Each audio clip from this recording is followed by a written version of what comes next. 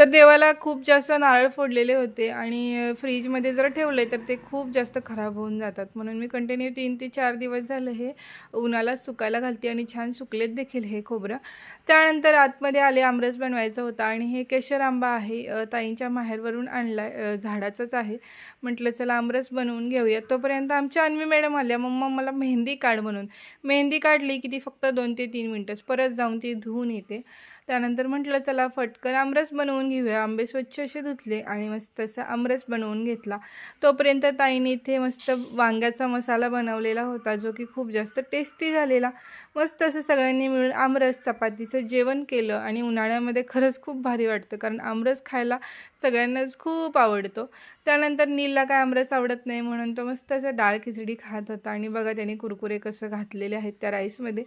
त्यानंतर इव्हिनिंगला मी आतमध्ये आले, किचनमध्ये बघते तर एवढी सगळी जांभळं, ते पण या बरणीमधून आणलेली होती. आई घेऊन आलेल्या होत्या, आई बाहेर गेलेल्या होत्या आणि जांभळं खायला खूप जास्त टेस्टी लागत होती आणि शुगर पेशंटसाठी तर अप्रतिम उपाय आहे हा जांभळं. आणि खरंच खूप जास्त गोड होती, आंबट बिलकुल नव्हती.